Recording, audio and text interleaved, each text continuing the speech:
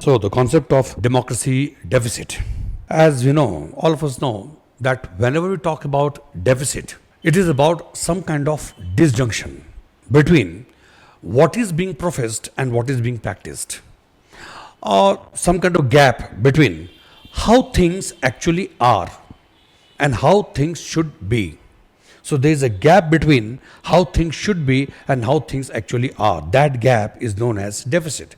To understand deficit, there has to be some kind of reference point. Okay. Accordingly, you can say that there is a gap which constitutes deficit. And economics, we use the concept of a revenue deficit, primary deficit, fiscal deficit, monetized deficit, then budgetary deficit. So, in the context of economics, the concept as all of you know very well. But in the context of democracy, when we say deficit, democracy deficit, what obviously it means that there is a gap between what is being practiced, and how things should have been practiced in the matter of governance in the context of a modern democratic welfare state. So you have certain democratic norms, principles, and values. So on the one hand, this is the point of reference, and on the other hand, how institutions of the government in a democracy, how various institutions of the government, they are exercising authority or how they are functioning, what kind of practices, what kind of processes they do follow. So if there is a gap between the two, that is known as democracy deficit. It means institutions of the government in the course of exercising the authority or discharging responsibilities or providing required goods and services to the society. In this process, if they do not conform to the fundamental principles and values associated with the idea of democracy, if there is some kind of deficiency in this regard, then you can say there is a case of democracy deficit. It's very simple. Institutions of the government in democracy must reflect they must reflect democratic norms and values. If there is a gap, there is some kind of deficiency in the functioning of such institutions, in their processes or practices, there is some kind of deficiency, that is known as democracy deficit. What kind of deficiency? Which is related to democracy. Like there is a lack of public participation in decision making process. There is lack of accountability to the society at large. Then there is a lack of interaction between institutions on the one hand and society on the other. So in the functioning of institutions of the government, there is found to be some kind of very poor appreciation of the fact that the people are the ultimate repository of all power and authority. They are the repository of all power and authority. They are the masters. So it means in the course of providing goods and services or catering to their needs, institutions must devise ways and means to understand society's likes, dislikes, and preferences. Accordingly, things should be designed. So if there is a gap of that democratic norms and values, that you do not conform to rule of law, you are arbitrary in your decision, or the government or institutions have been constituted in a manner which can hardly be called legitimate. There is a lack of public participation, lack of public accountability. Your actions are not so much in sync with the contemporary realities. So all such things put together constitute democracy deficit. Democracy deficit. How things should be and how things actually are. That is known as democracy deficit. This kind, democracy deficit. What are the features? What are the characteristic features of democracy deficit? So here you have government and here you have society, public at large. So in democracy is all about a cyclical process. That public at large, they actually constitute the government. They constitute the government, and government is supposed to provide goods and services and to provide very good governance to the society. So there is a kind of cyclical process. You will understand this diagram better. Yes, you have public at large and then you have government. So democracy invariably involves upward delegation of authority. What does that mean? That people are the repository of all power and authority. When they form government, what does that mean? It means people, they are sharing a part of all of us. We share a part of our authority in favor of the government. Why? So that the government could provide the necessary goods and services, the government could provide the good governance or governance to the society. Government is supposed to provide, that goods and services. Democracy is based on assumption. Democracy is based on assumption that people are capable of getting themselves governed. So people decide.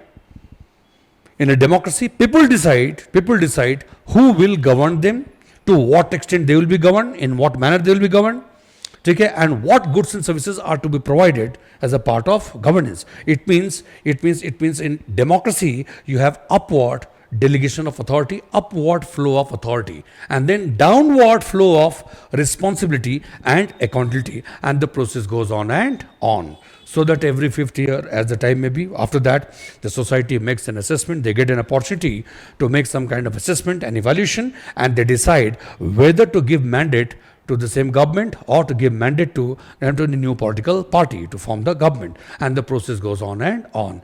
As long as this cyclical process is going on comfortably, there's no problem. But frictions do arise. Why? Because society never remains static. They are constantly evolving, constantly changing. Their needs and aspirations, the value system also undergo changes, and the criterions with the people, individual groups and communities, they apply to judge and to evaluate whether the governance is good or bad. That also, keep on changing from time to time. What's clear? So therefore, this society, the people, they expect from the government that is not enough just to provide goods and services. Ends are important and means are equally important. It is just not enough to provide goods and services to society. In the course of doing so, the government must conform to the requirement of legitimacy, openness, participation, accountability. LOPA. Legitimacy, openness, participation and accountability. So goods and services are to be provided, but at the same time, you are accountable for all such things. Government must have been constituted in a way and manner, in keeping with the requirements of law, so that you could conform to the requirement of legitimacy. So legitimacy is the second thing, that there should be openness and transparency, so that there can be the openness and transparency means that if people are the masters, if they are the masters, they have every right to know what is happening with the entire resources which are being utilized by the government, what is happening to them, how their mandate, how the power authority given by the society to the government, how such things are being utilized. So people have every right to know. They are the repository of all power and authority. They are the masters. And whatever resources, in the entire resources, natural capital, financial capital, all such things, belong to the people of this country. And the government simply acts in trust and on behalf of the society. So therefore, it is accountable to its masters. So there has to be transparency. The people should know what is happening in the government, what kind of programs or projects are being launched, what are their entitlements, what the when the government is supposed to accomplish these goals, targets, and what, how, and why of governance should be very much clear to the people who are the repository of all power and authority, and there has to be some kind of participation. The ways and means are to be discovered by the government and society so that they could participate in decision-making process. There has to be interaction between government and society. Then only the government institutions and agencies will come to know about likes, dislikes, and preferences of the people, and accordingly things are required to be designed, goods and services.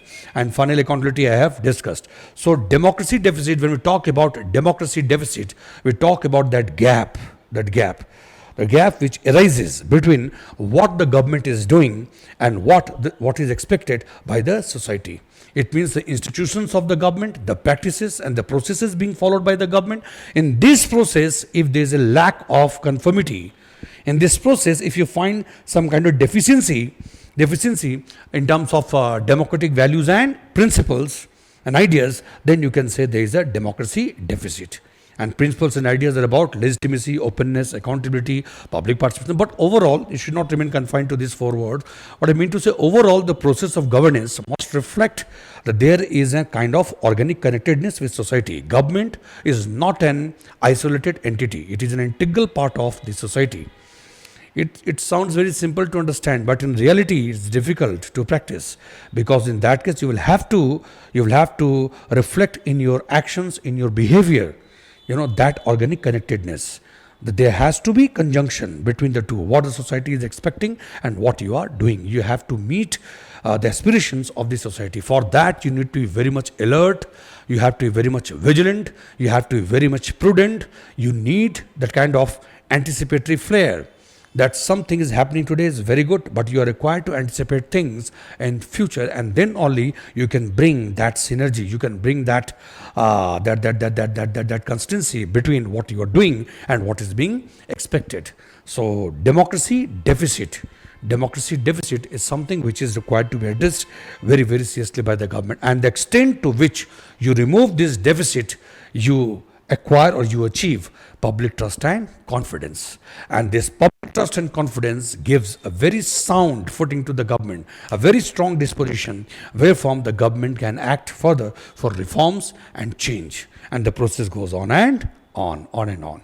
So idea of democracy deficit, the concept of democracy deficit refers to a kind of situation wherein the governmental institutions, their practices, their processes, although they are providing goods and services, but they are deficient in terms of conforming to democratic values and principles, participation, accountability, acknowledging the likes, dislikes, preferences of the society, acknowledging that people are the repository of all power and authority.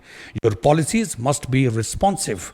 Your policies responsive to the needs of society. You need to be very much sensitive to the problems and challenges being faced by the society. And then you have to be ethically very, very sound. It means ends as well as means are to be taken care of. Then only you can say that this governance is genuinely a democratic, you can say democratic governance, or in the governance you can say that you conform to democratic values and principles. Democracy is not just a one-time activity, we know. It is not only about electoral democracy, that the government has been constituted, election took place, people gave mandate to a political party, the government comes into existence, it's over. This is not a genuine democracy. This may be just a kind of parochial political culture, that people have formed the government and after that they forget about what is happening in the government. Then there can be subject political culture, that people are aware of the government, different institutions, programs and projects, but they do not exhibit much interest in terms of participating, contributing to the decision-making process or enforcing accountability. And then there is a participant political culture. Participant political culture means that people, they understand, people have evolved on very mature lines, and they know that democracy is not only about forming the government and giving 5 years to the government, you govern as per your ideology, as per your priorities and preferences. No.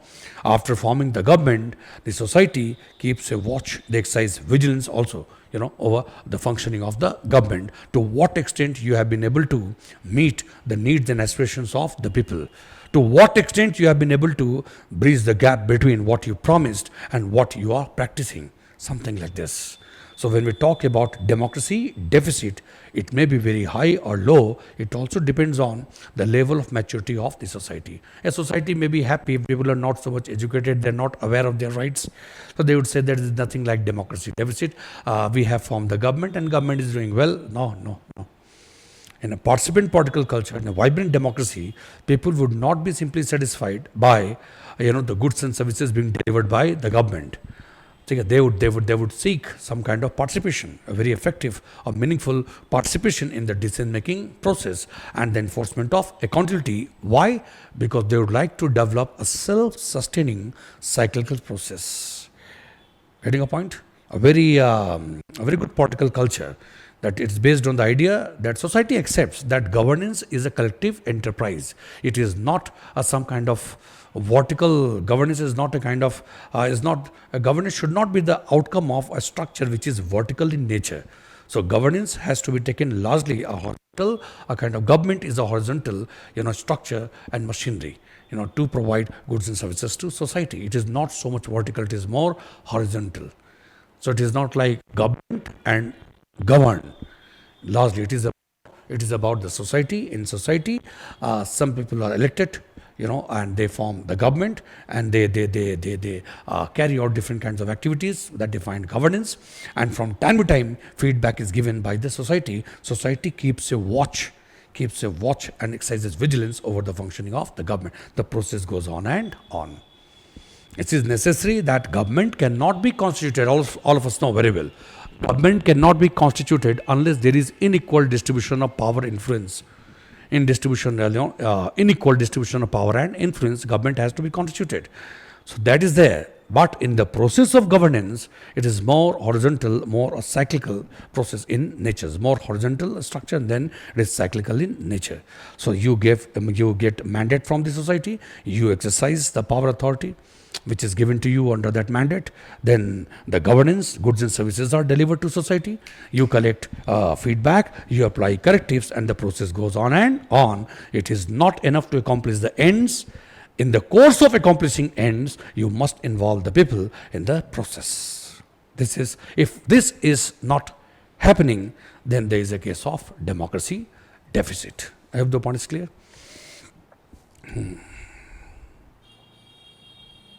So what happens? What are the features of democracy deficit? If it takes place, what are the features of democracy? A simple definition: a shortfall in the functioning and legitimacy of democratic systems, institutions, and processes. As I have discussed, democracy deficit refers to a shortfall, some kind of gap in the functioning of governmental institutions, their practices, and the processes that do not conform to the requirement of such democratic principles and values. And if you see the context, democracy deficit is not something. The idea is, this concept is not new. In the latter decades of 19th century, 1970s and 1980s, the concept of democracy deficit, it was the concept of democracy deficit. It was developed. It was discussed, more particularly in the context of European Economic Community. European Economic Community, which later on became European Union. So some of the members of European Economic Community and many scholars and critics had actually criticized the functioning of EEC on the ground that it was deficient in terms of democratic values and principles, because decision making model was not so much participatory in nature, and there was lack of accountability of the members. Few members were exercising authority, more than a few members. Actually, few members had constituted a kind of centripetal force. So there was not so much dispersal of, there was not so much of dispersal of power authority to the extent required among all the members for a collective decision making. So that's why this concept became very much popular. Some scholars and some critics started criticizing the manner in which EEC was functioning. Later on, European Union style of functioning was also criticized, because European Parliament, as a part of European Union, had limited authority in the decision-making process. Later on, to some extent, it was improved, but still it was not so not up to the mark, and that's why Britain went out of European Union. Brexit, all of you know very well. So this is the context of democracy deficit, but this concept is applicable to many countries, many more particularly developing countries in the world, where they have established institutions of democracy, democratic institutions. They have declared themselves a modern democratic welfare state, but we can see a lot of gap between what they profess in their constitution and what they actually practice. So we can see, and in our country also, in India also, you can see the golden letters of the constitution. You talk about social justice, economic justice, political justice. We don't mean to say that such things are not happening, but there is a gap. There is a gap, huge gap, between what is being said there, what is being professed, and what is actually practiced. You have institutions of democracy. All such institutions, your bureaucracy, they function in the name of constitution, and they claim to be actually practicing rule of law. But in reality, we can see number of instances wherein rule of law appears to be just a kind of formal thing on the paper. Rule of law, there's a gap between what is being professed and what is being practiced. Behind the rule of law, on many occasions we see the rule of man.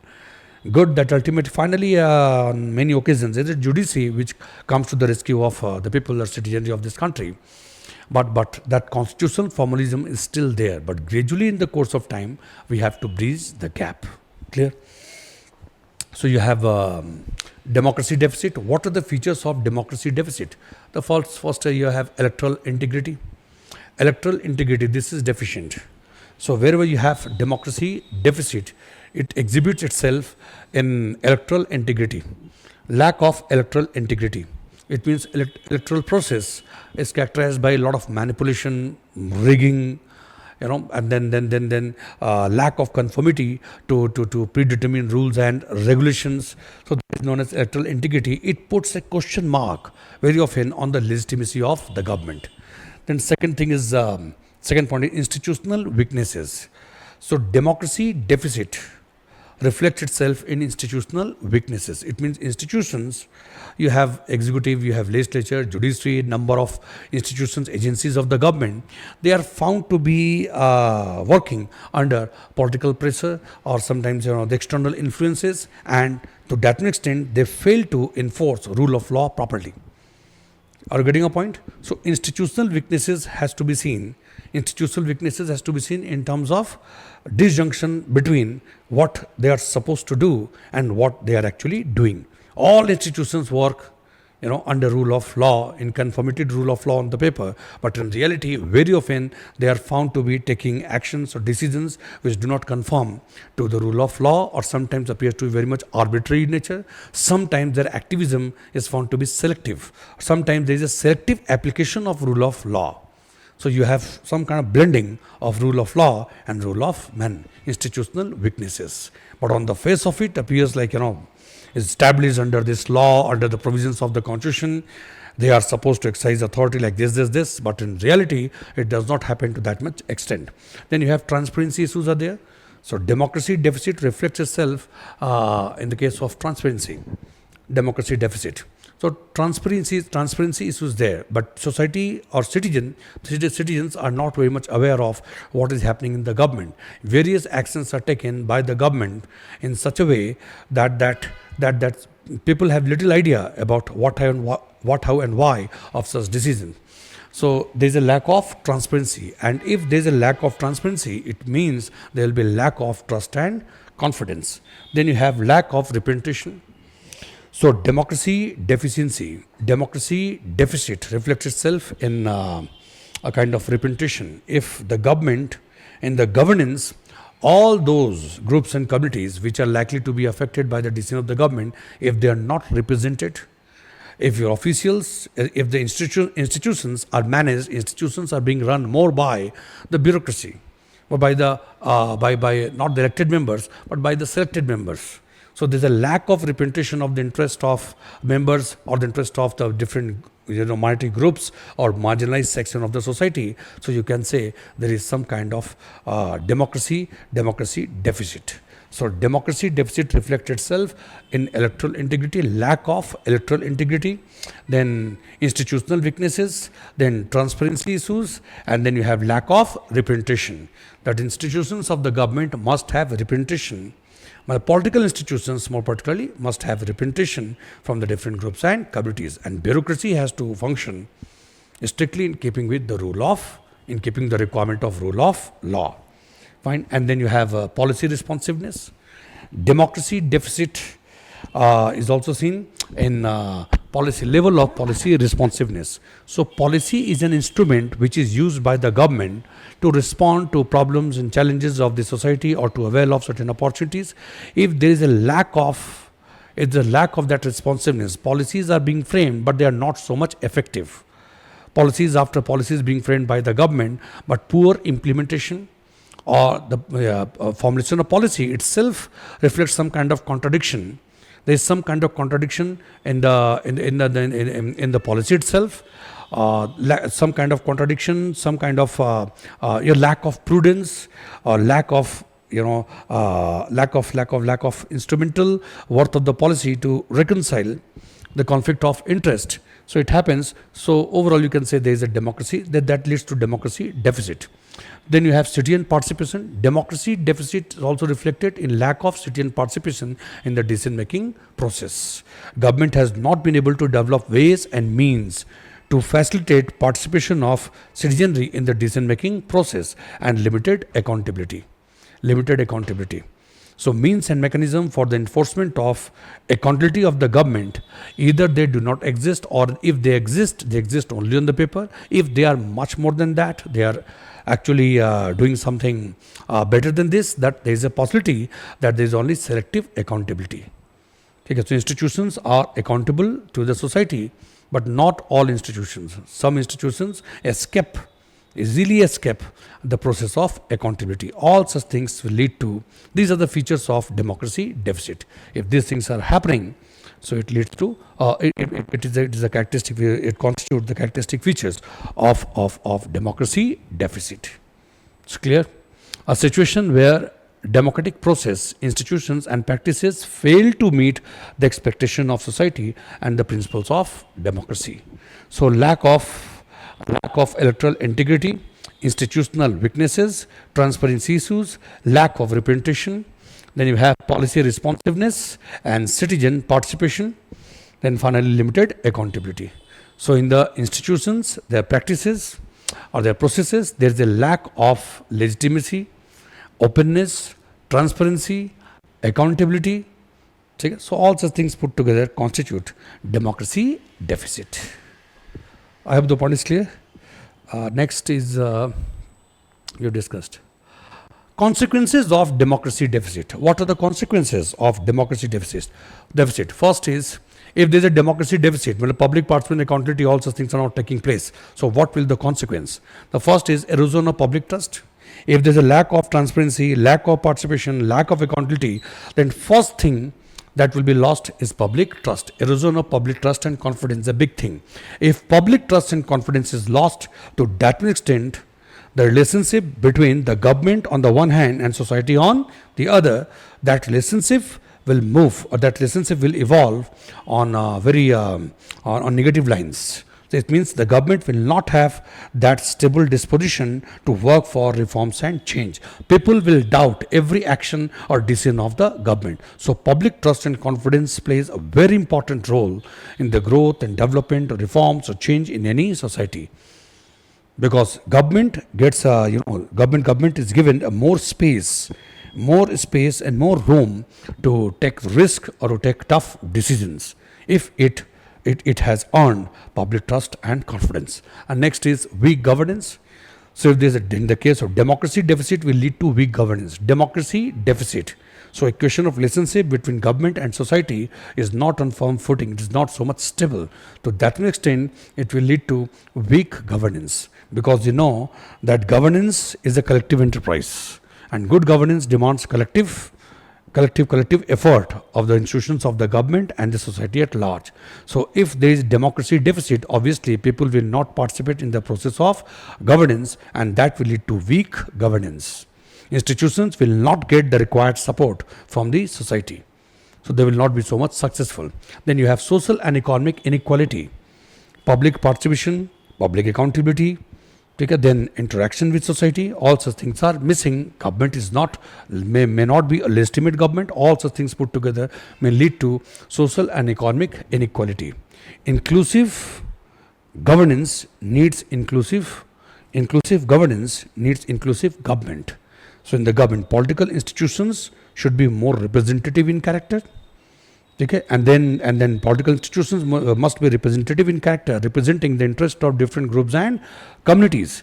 If they do not represent the interest of different groups and communities, to that extent, it may lead to a situation where the inequality, social and economic inequality, will continue for a long period of time.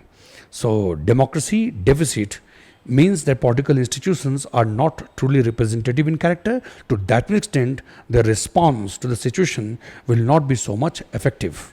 So there is a possibility that interest of certain groups and communities, more particularly the marginalized section of society, the response to their problems may be very weak. So social or economic inequality may continue.